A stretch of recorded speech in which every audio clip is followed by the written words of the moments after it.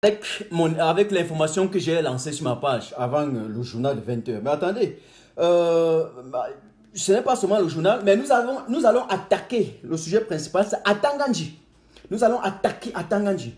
Parce que je lui ai dit qu'en prenant sur lui la décision de destituer un chef africain, un chef camerounais, Atanganji voulait une fois de plus provoquer la guerre entre nous les activistes et plus précisément moi qui maîtrise son dossier et toutes ces opérations dangereuses qu'il opère, n'est-ce pas, pour se maintenir là-bas au Cameroun. Ça, c'était une chose. On va l'attaquer. Mais en guise de prologue, je voudrais vous dire que l'information, la communication est un art. Je vous ai passé l'information bien et comme j'ai l'habitude de passer, je vois les gens, hey, toi avec les faits. C'est normal.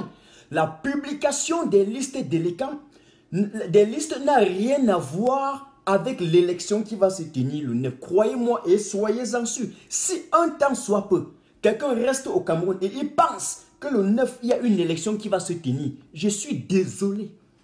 Je suis désolé. Aïe, aïe, aïe, je suis désolé. Je suis désolé. Aïe, aïe, aïe, je suis désolé. Donc, vous pensez que l'élection ne devrait pas laisser les listes? C'est normal qu'il vous laisse les listes. Question de distraire un peu. Mais c'est une évidence. Est-ce que Martin Tajou, en mettant l'information, ne savait pas qu'aujourd'hui, Elekam devrait publier les listes?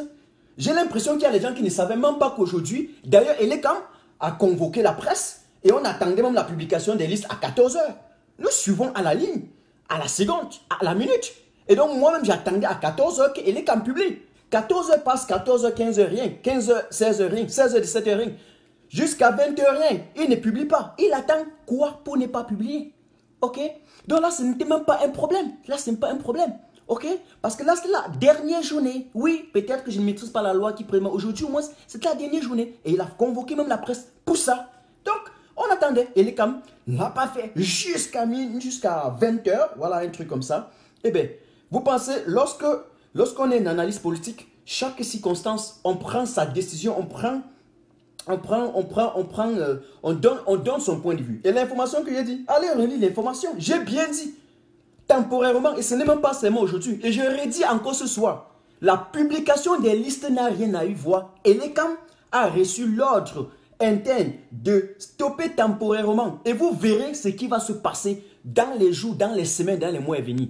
Je fais ce live, enregistrez le live et revenez. On va revenir ici en fin février ou en mars et vous allez bien me dire s'il y a eu élection au Cameroun. C'est un peu comme si les gens attendaient qu'aujourd'hui on dit que qu'on dit oui, tout s'est arrêté. Depuis quand on a arrêté un truc comme ça? Quand on convoquait le dialogue national, vous avez dit la même chose. On vous a dit qu'il y aura un dialogue, vous avez dit non. On a dit que les prisonniers politiques seront libérés, vous avez dit non. Vous avez dit non. Aujourd'hui, on vous dit que ceux qui sont en prison, même Ayub Tabe sera dehors. Vous pensez que je blague? Je profite donc de là pour vous donner encore une information. Ok? Je vous dis, ou bien nous vous disons, parce que il y a peut-être un problème avec le jeu. Nous vous disons que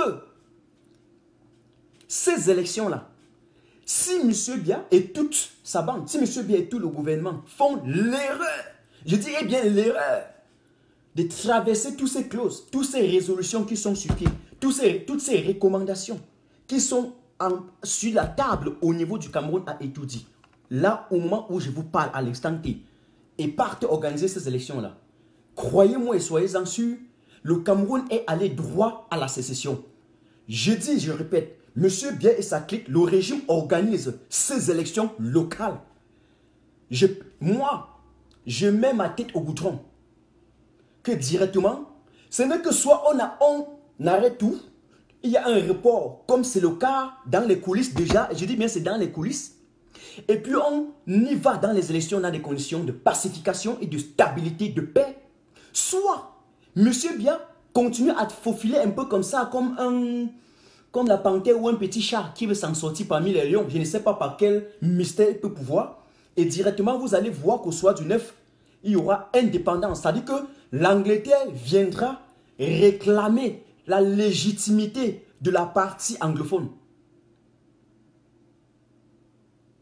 L'Angleterre viendra vous dire que bon, étant donné qu'on nous a choisi nous deux, la Grande-Bretagne pour conduire le sud-ouest et l'autre pour conduire la partie francophone, et nous sommes partis vers l'indépendance. Nous sommes partis, la France est restée, Donc, avec son système jacobiniste, avec son jacobinisme, et pour inféoder, assujettir les sous-préfets comme vous avez vu, et non seulement a encore empiré la situation en bouffant complètement la partie anglophone. Ils ont laissé, aujourd'hui il y a la guerre.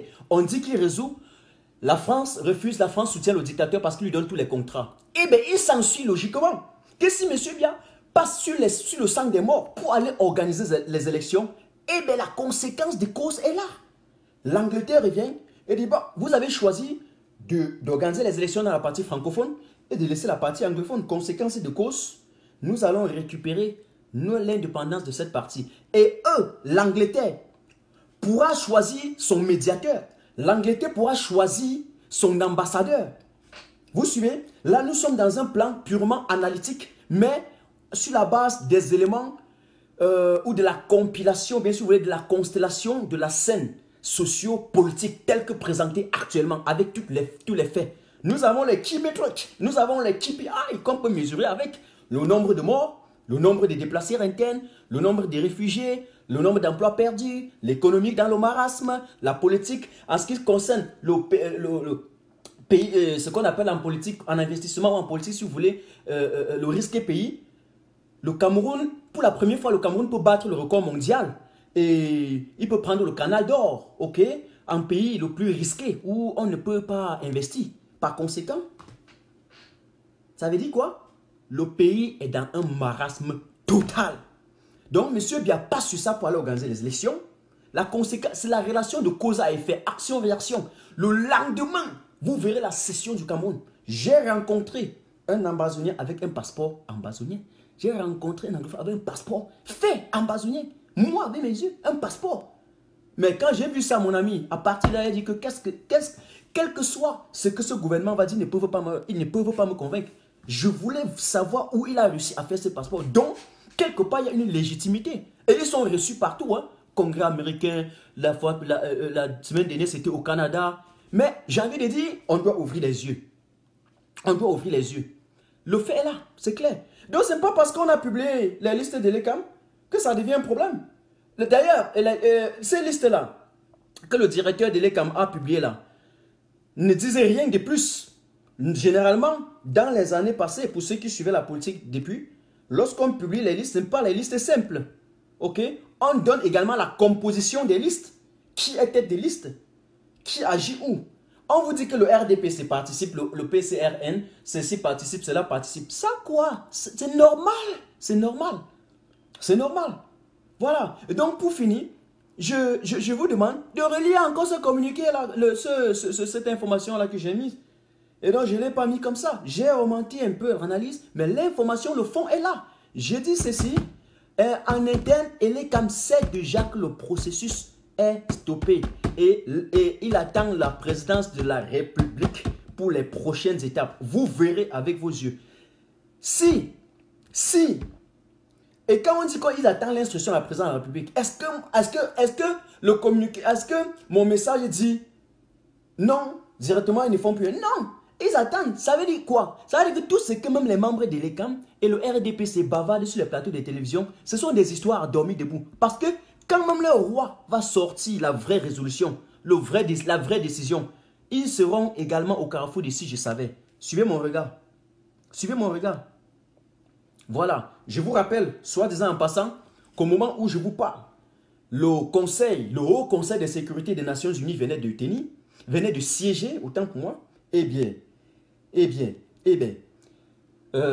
vous avez vu, celle qui occupe la présidence maintenant, c'est Madame Kelly Craft. Et Madame Kelly Craft, je ne dis pas que l'OTAN viendra bombarder le Cameroun, les Américains viendront bombarder le Cameroun, mais non, il y a quand même cette dame-là qu'on connaît, qui était l'ancienne ambassadrice du Canada, qui a été convoquée, et puis voilà, on l'a mis là-bas à l'ONU comme représentant, n'est-ce pas, des Nations Unies. Elle occupe la présidence. Et pourquoi je parle de cette dame? Parce que tout le monde qui suit la géopolitique connaît clairement le ton de cette dame en ce qui concerne le respect des droits de l'homme. Ok? En ce qui concerne le respect des libertés fondamentales. Et personne d'autre que vous connaissez jusqu'où ce gouvernement réussit à bafouer toutes les libertés de manifestation, toutes les libertés publiques, toutes les libertés d'expression. Personne n'est mieux placé que vous, les Camerounais, pour savoir que le régime, jusqu'aujourd'hui, notamment les 3 dernières années, s'est illustré particulièrement par sa singularité, n'est-ce pas, à bafouer systématiquement, littéralement, et toutes les conventions internationales et tous les accords internationaux dûment signés, eh bien, ratifiés. Ok? Et donc, on les impose cela.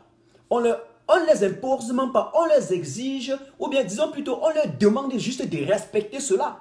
Ils refusent. Pourtant, vous avez vu au Cameroun comment ils ont convoqué tout un gouvernement. Ça ne fait même pas 3 jours, c'était la semaine dernière, à la fin de la semaine dernière, où tout un premier ministre a convoqué les gens avec leurs amis et tout ce qui est possible, et demandé également à la communauté internationale de leur donner l'argent pour aller reconstruire le nord-ouest et le sud-ouest. Mais dans une perspective purement analytique, avec une distance un peu critique. Voulez-vous me dire que la communauté internationale, qui a déjà donné des résolutions qui sont sur la table, pas encore appliquées ou quasi mal appliquées, doit sortir 1500 milliards pour donner à l'État camerounais pour aller reconstruire une zone dont l'État est en train de refuser que la zone n'a pas été brûlée? Vous comprenez là où il y a l'incohérence? On vous dit que vous avez tué là-bas. Il y a des hécatombes. Les hécatombes, ce sont les morts en masse. Il y a un génocide là-bas. Dans un premier temps, vous refusez. Mais dans un second temps, vous demandez à la même personne de vous donner l'argent pour aller reconstruire cette zone-là. Vous ne pensez pas qu'il y a une incohérence? Vous ne pensez pas qu'il y a une incohérence quelque part? Je demande aux administrateurs, entre-temps, de faire leur rôle, de jouer leur rôle. Je vous en prie vraiment avec... voilà, avec beaucoup de sympathie, parce que nous ne sommes plus à l'heure où on gère les têtes de mort. Ça ne sait plus. La République est en marche et on sait la direction du vent, on sait qui est voilà, du côté du soleil, on sait qui se bat pour les Camerounais, on sait. Donc ne venez pas, parce que vous avez vu quelques personnes connectées pour suivre celui qu'ils ont l'habitude de suivre, et puis vous avez le goitre. Ne venez pas envoyer les têtes de mort parce qu'on vous dit la vérité. Je suis désolé.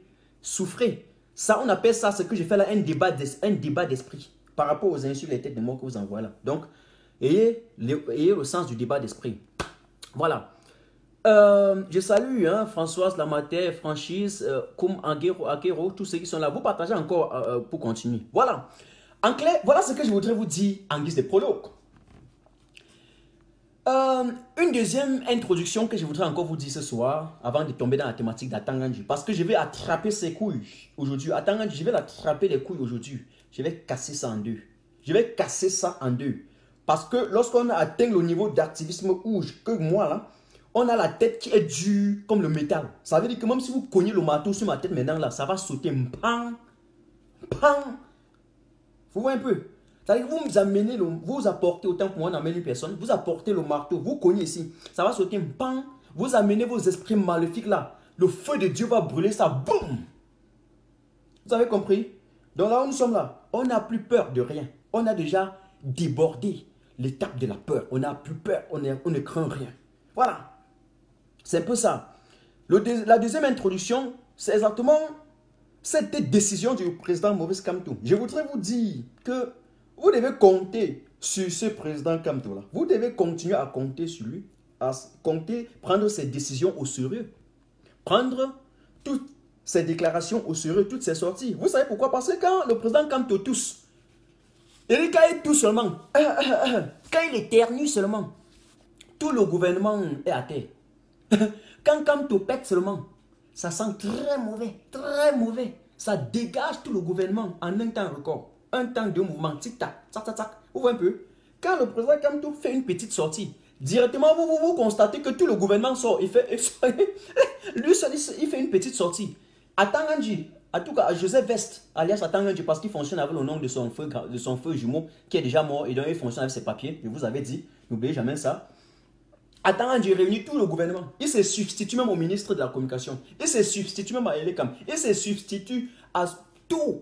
Il devient lui seul le gouvernement. C'est lui qui devient le chef du gouvernement. Il réunit tout son gouvernement de satrapes, toute sa bande de gangsters, tout son groupe de potentats. Potentats putatifs. Bon, en tout cas, potentats. Donc, il regroupe tout ce bande de gangsters là, tout ce groupe d'illuminés là, pour gesticuler. Bon, ce qu'ils font parfois, c'est ce que j'appelle la gesticulation. Ok? C'est-à-dire qu'ils viennent un peu pondre quelques élucubrations et quelques poubelles mentales. Ils viennent pondre quelques inepties pour tenter, pour oser faire croire aux Camerounais qu'ils représentent encore quelque chose au niveau du Cameroun. Pourtant, on sait bien que tout le peuple leur en a vomi. Ok. Ok. Donc, ça, c'est une chose que je voudrais vous dire. Quand Kamto sort une fois en panne, c'est une tempête qui lance. Quand le président Kamto bouge, c'est un tsunami. Et vous connaissez la tempête? La tempête est dévastatrice. Vous connaissez le tsunami? Aïe, aïe, aïe. C'est un putain de raz-de-marée. Donc, quand il sort, tout le monde, les détracteurs, vous voyez tous les d'autres prennent même des cahiers. Il y a des gens comme ça, des détracteurs, comme, c'est-à-dire, y compris ses adversaires. Tout le monde est avec un cahier. Est-ce que c'est moi qui dis? Vous voyez, non? Michel Balé, salut. Ange Rose, vous voyez, non? Christian Kamois, je te salue également et je te souhaite aussi prompt rétablissement et voilà. Avec notre bébé qui venait de naître, je profite, n'est-ce pas, de cette audience pour saluer le bébé de la résistance là et que le Seigneur le bénisse. Voilà. Je salue Fridou. Voilà. Je te donne l'exemple que quand le président Kamto a fait une petite sortie, ce n'est même pas seulement tout le gouvernement qui est en ébullition. Ce n'est pas seulement le gouvernement qui boue. Hein? Vous savez, c'est qui boue là. Ce n'est pas seulement Etoudi qui est dans la débandade totale. C'est également aussi même des petits blogueurs. C'est aussi tous ces gens-là qui s'exhibent parfois, s'affichent parfois après avoir peint la carrosserie comme la vieille coque de Ford. Et ils prennent des dictionnaires, des cahiers et tout ce qui est possible. Vous voyez ça, non? Donc, et nous tous nous le constatons, il les met au travail. En clair, il les met au travail en ce sens que ils tournent leur communication en son avantage. Il y a certains qui n'ont pas encore compris qu'en communication, mieux vaut même mieux vaut parler pour positiver l'image de celui que tu supportes que de passer le temps à pondre du n'importe quoi, de la poubelle mentale, de la poubelle qui sort de la bouche pour insulter l'autre. En faisant ça 2, 3, 4 fois, vous le remettez, vous lui donnez de la valeur, vous attirez un peu l'attention vers lui. Et c'est comme ça. C'est la raison pour laquelle vous voyez le président Kamto, depuis la mise en place de son parti jusqu'aujourd'hui, il est allé de succès en succès. Parce que tous ceux qui ont voulu tirer sur lui, tous ces désavantages-là sont devenus des avantages pour le président Kamto. En voulant l'écraser, il a capté cela. C'est ça la communication, parce qu'il ne maîtrise pas ces éléments de communication. Il pense vouloir l'écarter. Pourtant, en faisant ça, ils avancent, n'est-ce pas? Et ils communiquent pour lui, sans savoir. C'est ce que je voudrais vous dire d'abord ce soir. Donc, quand tu mets tout le monde au travail, tu viens l'insulter, tu lui mets encore en haut. C'est comme ça, c'est la communication. Ok? C'est ça la communication. Maintenant, parce que je parlais donc de cette communication pour terminer, je voudrais également dire que pour ceux qui supportent le président Kamto, je voudrais vous dire ce soir, apprenez à faire des mémoires, à fouiller, à apprendre pour plutôt parler des bienfaits de Kamto. Des bienfaits, moi je dis Kamto, mais on sait que c'est mon président. C'est-à-dire du président, son excellence, du pape du droit, de ses bienfaits. Apprenez à fouiller et lorsque vous entrez en contact avec la vérité, avec l'intelligence, vous mettez ça, ok, pour parler de ses bienfaits. C'est comme ça. On n'aide que qu'en parlant de ses bienfaits. Mais si vous parlez en mal, c'est celui sur qui vous allez tirer qui va avancer. Vous avez suivi? Ça, c'est aussi une autre forme de communication. Parler en bien d'autres, personne, rien d'autre. Et vous avez constaté que tout le gouvernement, lorsqu'il sort, il parle que de Kamto. Et Kamto ne fait qu'avancer. Il ne fait que d'aller des vitesses, en tout cas, disons à une vitesse supersonique, hein, à une vitesse de la lumière, à une vitesse exponentielle. Il ne fait que... On ne fait que continuer à répandre son image de par le monde. Vous-même, vous constatez cela. Entre-temps, M. Biya meurt systématiquement. On ne connaît même plus son existence parce que tout son gouvernement sort désormais, pas pour communiquer sur le gouvernement, mais pour communiquer sur Kamto. Les médias font souvent des éditoriaux, des titres, des gros titres. Regardez l'anecdote et cigares et tout ce qui est possible. Pas pour communiquer sur le gouvernement, mais plutôt pour communiquer sur Kamto. Croyant vouloir tuer Kamto, Kamto sort très grand parce que le Seigneur est son berger. Ah, voilà ce que je voudrais vous dire. Voilà. Maintenant, c'est ce que je voudrais vous dire ce soir en guise de prologue. Ok? Revenons à présent sur la thématique de la soirée. Et là, je vous exhorte, je vous incite. Une fois de plus, je n'ai pas dit que je vous excite, hein, parce que les gens là qui marchent, attention, la coureur de jupons là, il a dit je vous incite Voilà. Il me paraît même qu'il y a une vidéo que j'ai fait où j'ai dit, là où Kam te dit va, je vais. Il y a des comédiens qui ont pris comme si ils voulaient plutôt me déconstruire avec, comme si moi j'étais bête, comme si c'est aujourd'hui que Martin Tajot, avec toute sa formation, il devait connaître qu'on ne dit pas que je vais. Hein? Alors que c'est un concept que tout le monde connaît. Tout le monde connaît le concept.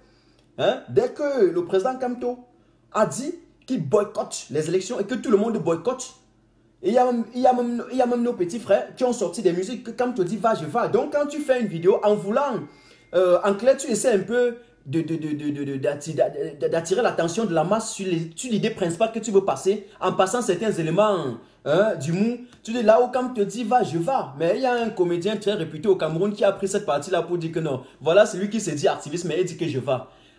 Les gars, c'est... Hey, ça va là? Ça va là? Ça va là? Parce que j'ai fait cette vidéo, on regarde au moins, parfois il y a 20 000, 25 000, 30 000 vues lorsque j'ai fait cette vidéo comprimée pour répondre aux aspirations de mes concitoyens qui me contactent souvent en inbox pour dire, mais Martin Tajot, nous aimons bien tes prestations, nous aimons tes communications, tu es brillant, mais tu es parfois très long. J'ai donc réussi, j'ai donc choisi de le faire. Je peux faire les lives de lundi à vendredi, mais il y a donc des jours que je profite, n'est-ce pas, et que quand j'ai un peu de temps, de réduire et de façon compacte, en tout cas, un peu plus précise et concise, réduite comme ça dans une vidéo de 5, 6 ou 7 ou 8 minutes. Et j'envoie pour ceux-là, pour que même si vous avez payé seulement, vous avez chargé l'internet à 200 francs, vous pouvez rapidement voir. Eh bien, et ça passe très bien. C'est donc dans l'une de ces vidéos que le monsieur, je ne veux pas appeler au nom parce que je n'ai pas l'habitude de donner voilà, un peu de la hauteur à ceux qui n'en ont pas. La comédie, c'est la comédie. Les humoristes, ce sont des humoristes. Les activistes politiques sont des activistes politiques. L'activisme politique nécessite une compréhension au préalable de certains éléments. Donc, c'est une évidence. Et on ne se lève pas comme ça pour le faire. Maintenant, pour vous prouver donc cela, j'attaque actuellement Atangandji. Monsieur Atangandji, vous avez l'audace, vous avez le culot, vous avez l'outrecuidance, vous avez ce que je dois appeler le dédain. Vous osez vous passer comme un roi du ciel et de la terre. Pourtant, vous êtes un démon, un anarcheur bien prévu. Mais pour aller destituer un chef traditionnel qui est devenu chef à partir de 17 ans, c'est-à-dire que depuis 17 ans, Sa Majesté Biloa Efa, notre compatriote, notre chef frère, notre héros, qui fut aussi condamné dans le camp de concentration de Biapol pour ses idées politiques avant d'être libéré après sur la pression de la communauté internationale et la pression du peuple parce que lui, il n'avait rien fait de mal. Vous, monsieur Atangandji, ancien escroc, anarcheur, c'est vous là, ancien Féman, l'ami de Donatien Kouagne alias le King, c'est vous qui avez mis le mot Féman au Cameroun, c'est vous là qui prenez sur vous le courage de destituer un chef d'un tel rang, un chef de 3e degré au Cameroun en 2019. Je comprends que les Occidentaux ont complètement perverti la société africaine, la société camerounaise, et donc ils ont mis sur pied des sous-préfets, des griots comme vous, des pantins comme vous, des marionnettes, ok, des pions de damier, dont ils jouent comme ils veulent, comme vous, pour perdurer, pérenniser et assurer la continuité, n'est-ce pas, de ce système-là. Mais vous ne devez pas complètement botter à la touche toutes nos valeurs ancestrales. Vous ne devez pas botter avec la main gauche nos valeurs traditionnelles. Vous ne devez pas vous moquer de nos coutumes, de nos us. Et donc ceux qui représentent là, nos ancêtres, vous ne devez pas les destituer. Parce que vous seul, vous n'avez même pas lu 2 livres dans votre vie. Donc si on vous demande de parler de l'histoire du Cameroun, tout le monde peut parler sauf vous. Mais c'est vous qui avez quand même la possibilité, le courage de destituer un chef. Il y a un truc que je vais vous dire. Et vous êtes déjà arrivé d'aller dans une fête, ou bien vous êtes, je ne sais pas, lors d'une manifestation, il y a une personne que quand il passe, tout le monde va voir la personne. C'est toujours une personne qui est très courte, mince, petit comme ça. Le fait que quand il passe, donc quand elle passe autant pour moi, elle sait que si elle s'amuse, on ne va pas la voir. Donc elle fait tout, elle compte. Si vous vous amusez, elle crée même les bagarres. C'est comme ça que les personnes de courte, parfois très courtes et minces se font. Bon, Non, non, ne me faites pas un procès d'intention. Ça, c'est juste un élément contextuel, ok? Donc, ça n'a rien à voir avec ceux qui sont en train de me suivre actuellement. Donc, comprenez, lorsque j'explique un truc, voilà. Eh bien, Atangandji est un peu comme ça. C'est parce qu'il sait qu'il ne représentait rien dans la société camerounaise. Il sait qu'il était un demi-fou. Quelqu'un avait dit que dans un système de prépotence de l'hyper-présidentialisme, un président peut se lever le matin, il nomme un demi-fou ministre. En fait, si on veut regarder l'exemple au Cameroun, c'était Atangandji. Et donc, c'est un demi-fou qui ne sert à rien dans la société. Et puis, il veut se faire passer pour quelque chose.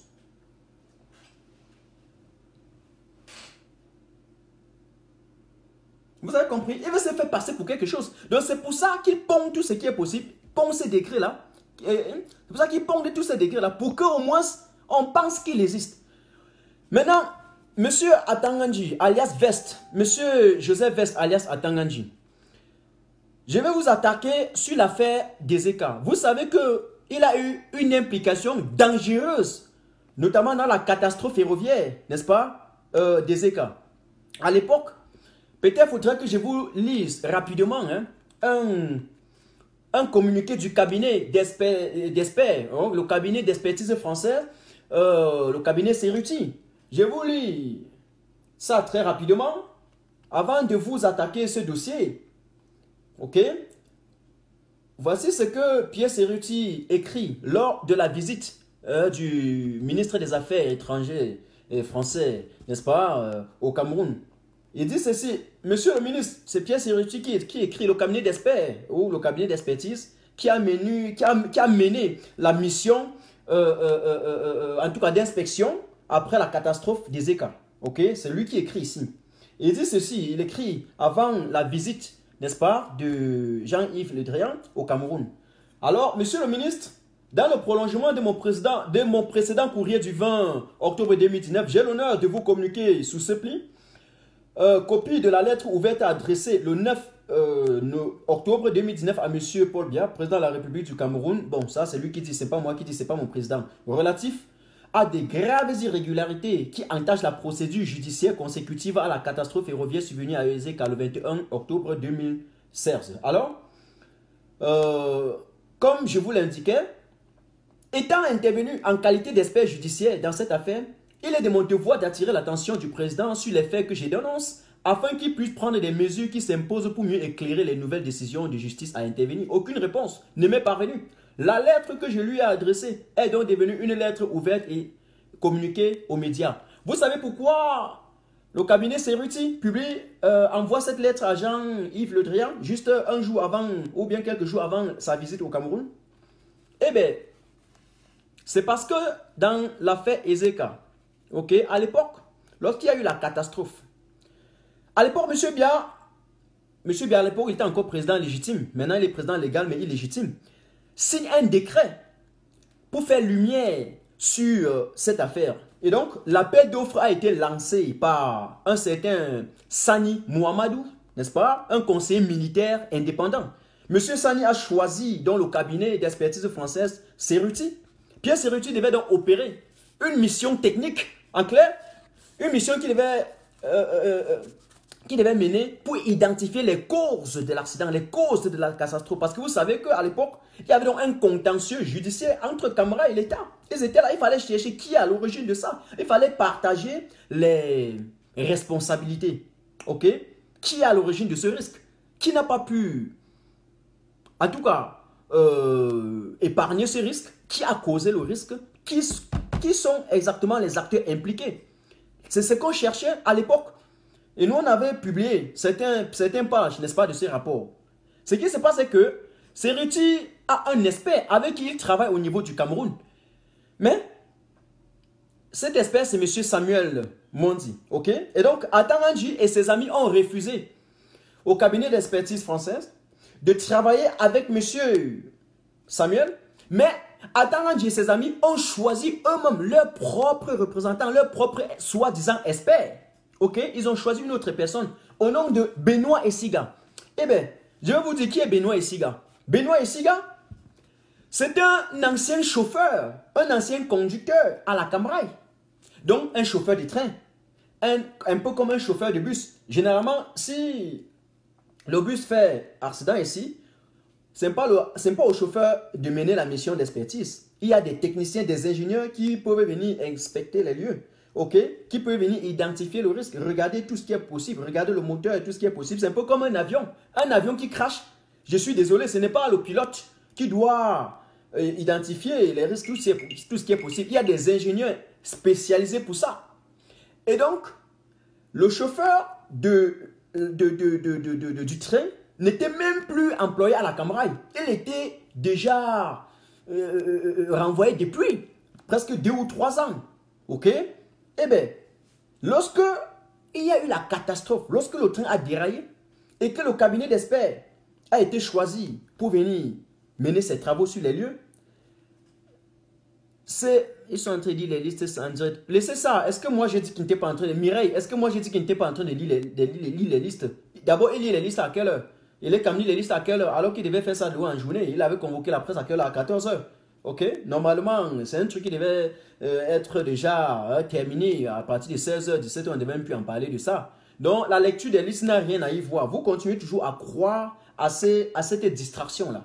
Pensez à ce qu'on est en train de dire aux morts que nous sommes en train de parler. Donc, moi, je pense que je suis en train d'appeler le tribunal criminel spécial d'attraper Atangandji. Je ne sais plus mieux que ça. Et donc, j'étais en train de vous dire ceci.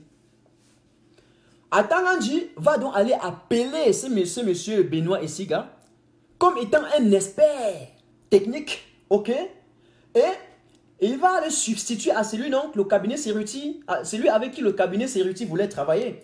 C'est comme ça qu'ils vont se retrouver sur les lieux et ils vont travailler pendant, je pense que c'était du 16 au 20 ou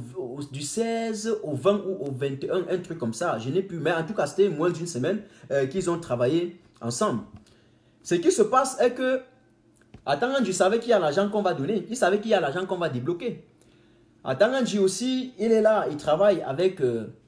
en concubinage, ok, avec, je vais dire comme ça, excusez-moi pour le thème, ok, avec, ou parallèlement, avec Bolloré, son ami, et tous les autres qui étaient dans cette affaire noire. Et il savait clairement que l'argent va être débloqué. Il faut qu'on accable l'État automatiquement et que l'État débloque l'argent pour dédouaner ou bien pour dédommager les victimes. Mais ils ont commis quelque chose de très grave. C'est que le rapport que le cabinet Cerruti a sorti a été complètement plagié. Notamment, ils ont plagié plus de 19 pages. Et donc, à la justice, le rapport présenté était un rapport volé. Parce que celui qu'on présente en justice n'est pas celui qui a mené l'expertise en clair. Son rapport n'est pas un vrai rapport. Et le cabinet Cerruti qui a déjà touché son argent est rentré, n'est pas resté tranquille. Il a continué à suivre l'instruction, à suivre le dossier, l'évolution du dossier, okay, notamment au niveau du tribunal de première instance. C'est quand Cerruti se rend compte, okay, par ces gens qui sont sur le terrain, que ce rapport a été plagié et est présenté au tribunal dans un dossier comme étant le rapport de M. Benoît Esiga qu'on présente comme étant un expert. Pourtant, c'est faux. C'est là que le cabinet Pierre Cerruti rédige une lettre, une correspondance. Et il associe à ça tous les 70 pages. Le rapport qu'il a fait en 70 pages est traduit en 23 langues. Ok? Qu'est-ce qui se passe? Le rapport, il envoie par DHL à la présidence. Notamment quand vous envoyez par DHL, recommandé, eh bien, il faut que celui qui décaisse approuve. Le rapport n'est jamais arrivé à la présidence. Le rapport n'est jamais arrivé à la présidence. C'est pour ça que lorsque Jean-Yves Le Drian partait au Cameroun, eh bien, il y a eu donc cette lettre-là. Il y a eu cette lettre-là que le cabinet Cerruti, pour ceux qui regardent, c'est son logo ici, vous me voyez, je ne suis pas là pour mentir. C'est là où le cabinet Cerruti a donc rédigé une deuxième lettre et a envoyé au ministre Le Drian que quand vous partez au Cameroun là, n'oubliez pas de rappeler à M. Bia que l'affaire qui est en justice là est déjà biaisée. C'est une affaire qui est fraudée. L'affaire qui est en justice là-haut, et c'est faux. Ceux qui sont là sont en train de tripatouiller tout ce qui est possible, sont en train de manipuler parce qu'ils veulent juste récupérer l'argent et bouffer. Ils vous présentent les faux rapports, ils veulent récupérer l'argent et bouffer. Ok? Et donc, je ne sais pas si Jean-Yves Le Drian avait discuté de ça avec M. Bia ou pas. Je ne connais pas la suite de l'affaire. Mais le fait est que, voilà Atangandji qui a présenté cette personne-là pour aller prendre l'argent du gouvernement. Pour aller décaisser l'argent du gouvernement. La deuxième chose, salut grâce des mains. La deuxième chose, c'est que l'argent, les milliards qui ont été décaissés, est dédié maintenant, n'est-ce pas, à dédommager, ok, à donner aux victimes de cette catastrophe. Eh bien, vous avez constaté que les victimes, beaucoup n'ont quasiment rien eu, mais d'autres n'ont eu qu'un dixième de ce qu'ils auraient dû avoir. Tout simplement parce que les milliards qui ont été décaissés au niveau du... Déjà, Atangandji a complètement cassé, divisé cet argent et il a gardé dans sa poche. Notre argent se trouve dans les poches d'Atangandji. J'ai envie de dire aujourd'hui, je reviendrai sur la partie 2 de cette affaire. Parce que je dis que je ne vais plus être long dans les lives. Je reviendrai avec la deuxième partie de ce dossier. Parce que Atangandji, je lui ai dit, je serai derrière lui jusqu'à la dernière minute de la chute de ce gouvernement. Parce qu'il nous a provoqués. Il n'aurait pas dû attaquer à mon chef. Donc, je voudrais ici, nous sommes encore à présent 1100. Je voudrais à présent interpeller le tribunal criminel spécial de faire son travail. Voilà un dossier qui est pendant. Voilà un dossier qui est dans les tiroirs depuis 3 ans. Non, 2016-2019, depuis presque 4 ans déjà. Mais vous êtes incapable d'interpeller l'auteur. Vous êtes incapable de faire la lumière sur cette affaire. Vous êtes incapable de dire au ministérium, parce que, je ne sais pas comment on va appeler déjà la ministre. En tout cas, vous êtes incapable de la dire au ministre de l'administration territoriale et de la décentralisation de venir assumer ses responsabilités. Si vous voulez prouver aux yeux du monde entier que vous êtes compétent, que vous êtes expert, vous êtes expérimenté, si vous voulez prouver aux yeux du monde entier que vous n'avez pas mis sur pied une justice pour traquer les opposants politiques et les leaders d'opinion, pour bafouer la liberté d'expression, ou bien pour rouler au service d'un tyran, eh bien, voilà une fois de plus, une possibilité pour vous de laver encore votre image. Parce que le peuple camerounais est tellement tolérant. Nous tolérons tellement qu'on a fait 37 ans, on a passé 37 ans à tolérer. Ce n'est que la dernière année qu'on refuse de tolérer. Et que vous voulez nous tuer. Mais j'interpelle, jusqu'ici je dis ceci, le tribunal criminel spécial, parce que même dans la Nouvelle République, vous serez toujours là. Celui qui va prendre le Cameroun ne doit pas, celui qui va diriger la Troisième République, ne doit pas, comment je vais dire cela, en tout cas, il ne doit pas dissoudre le tribunal, quoi que ce soit. On peut essayer de voir, parce qu'on sait que beaucoup d'entre vous n'ont pas de choix que de supporter le dictateur en place, parce que vous êtes là dans la protection de vos postes, c'est clair. Mais entre-temps, quelqu'un comme Atangandji, il ne mérite pas d'être libre. Quelqu'un ne peut pas passer sa vie à anarquer. Déjà qu'il vit avec les papiers de son frère jumeau qui est mort. Donc, il doit aller dans la tombe, remettre ses papiers là-bas et utiliser son vrai nom, Joseph Vest, pour fonctionner. Et donc, le fait de prendre les passeports, cela s'inscrivait dans la perspective de distraction. Ok? Et je m'explique. Parce qu'au moment où ils sortaient, où l'autre disait qu'on a pris le passeport de 5 personnes, ils prennent le passeport, eh bien, ils savent que le Conseil de sécurité de l'ONU est en train de siéger. Ils savent qu'il y a des résolutions qui sont sur la table. Pour nous empêcher de nous pencher sur ce cas-là, vous repartagez encore une fois. Qu'est-ce qu'ils ont fait? Directement, ils ont dit que oui, on va prendre le passeport de tel. Non, ce n'est pas ça. Ils sont déjà dans la traque. Le chassé va commencer.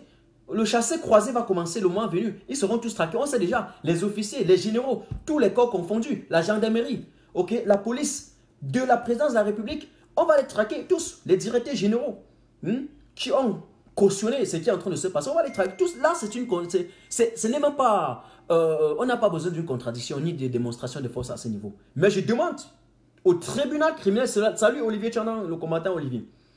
Je demande au tribunal criminel spécial de jouer son rôle, de faire son travail. Monsieur Atangandji doit remettre l'argent de toutes les victimes de la catastrophe des Eka. Donc, il a pris et il a gardé, partagé avec ses amis. Monsieur Atangandji doit répondre devant la justice du plagiat, du fait qu'il a présenté un arnaqueur, il a présenté son ami arnaqueur, ancien chauffeur de Camrail, qui n'a rien d'expertise. Ce n'est pas un ingénieur, il n'a même pas le CPE dans sa poche, mais qui s'est passé comme étant un expert pour aller travailler conjointement avec le cabinet Cerruti. Le cabinet Cerruti, en passant, je vous rappelle que le cabinet Cerruti a même porté plainte à M. Benoît Essiga, notamment au tribunal de première instance. Ok? Et je pense que le moment venu, il va répondre de ses actes et je pense que la justice va faire son travail. Mais en passant, n'oubliez pas Atangandji. Ne l'oubliez pas. Monsieur Atangandji, ne crée pas des choses pour essayer de voiler les yeux des gens. La justice va te prendre.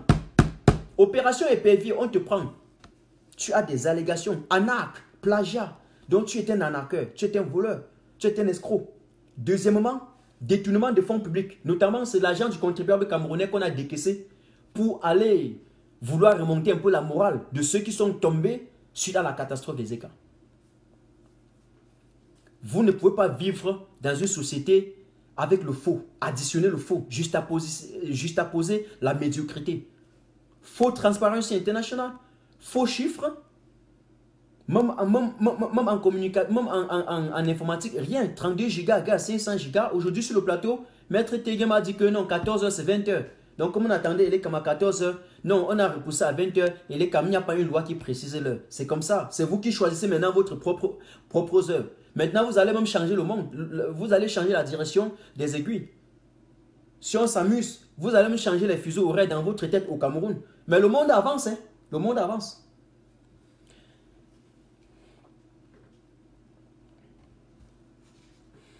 Mesdames et messieurs, chers camarades,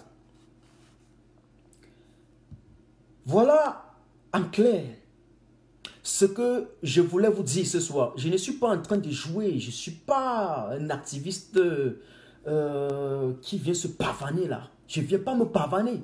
Le peuple souffre. Et moi, je n'utilise pas le nom du peuple comme un moyen, ok, pour atteindre une fin. Non, c'est un devoir. Quand je dis le peuple là, et c'est un devoir, je le prononce avec conviction.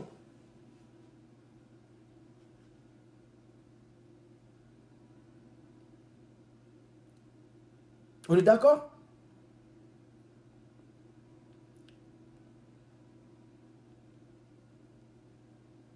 Je vous dis ceci.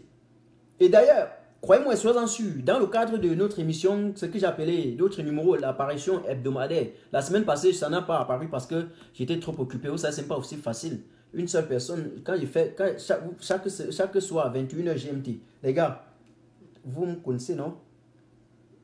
Si on vous laisse là, 2 jours, vous allez fermer, vous m'allez rentrer. C'est pas facile parce que les mémoires, vous lisez et tout, vous informez tout ce qui est possible et vous essayez, n'est-ce pas, d'édifier, de sensibiliser. Ça coûte la tête, ça coûte l'énergie, ça coûte tout ce qui est possible. Donc, je n'ai pas eu assez de temps pour mettre un autre numéro. Mais je pense que cette semaine, j'aurai la possibilité de mettre ces numéros. Voilà, c'est un peu ça. Mais je vous dis ceci, pour ceux qui pensent que les élections peuvent s'organiser au Cameroun le 9, je suis désolé. Ou là où M. Biaye est là, avec toute sa clique, d'ailleurs, ce n'est pas lui qui décide, mais il connaît la réalité. À la dernière, lui va les surprendre aussi. Mais Gogo qui est à côté, lui, il sait. Il sait déjà, hein, il sait. Ils ont les dossiers sur la table. Ils savent ce qui va se passer. Ils savent. Clair. Je n'ai pas dit que quelqu'un viendra bombarder au Cameroun, quoi. Ils savent clairement qu'il n'y a que 2 choix, 2 solutions. Ceux qui vont accepter, forcer, qui peuvent marcher sur le sang des Camerounais pour aller aux élections, ils verront le pays partitionné. Ça, directement au soir du 9 février, vous verrez que d'ici mars, avril, j'irai prendre mon passeport anglophone. Hein. Je n'ai pas voyager en zone anglophone sans problème.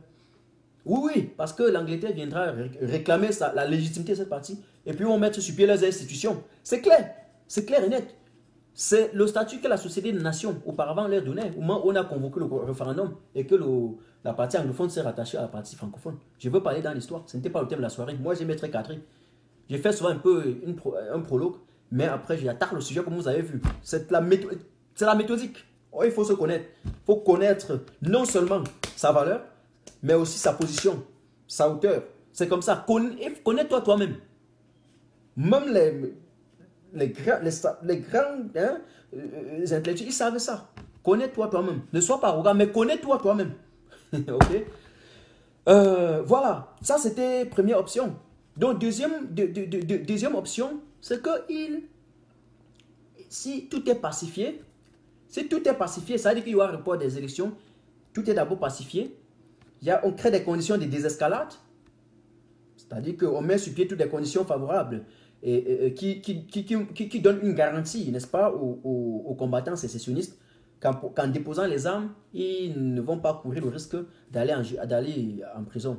Et puis, on s'assoit sur la table, on arrange le système électoral, on le reforme. Et puis, directement, on peut aller aux élections. Certes, la loi limite la prorogation des mandats des députés et autres, je pense à 2 fois, de ça on a prorogé à 2 fois. Mais dans les conditions actuelles, il est nécessaire qu'avec tous les pouvoirs dont la Constitution confère à celui qui peut représenter le Cameroun, qu'il soit légal, il peut faire un décret pour reposer cette affaire. Et tel est le cas. Tel est le cas. Tel est le cas actuellement. Vous avez compris? C'est une analyse. Et voilà. C'est une analyse, mais qui dégage une très bonne réalité. Croyez-moi et soyez-en sûrs. Et je reste convaincu. J'attends. Nous sommes là, non? Le soir du 9 février, nous sommes en décembre, non? Nous sommes en décembre, on dit janvier, février, non? C'est même plus c'est dans 2 mois net. Nous sommes ça tombe, nous sommes le 9 décembre. On a le 9 janvier et le 9 février, c'est ça, non? Nous sommes là, on verra. Voilà.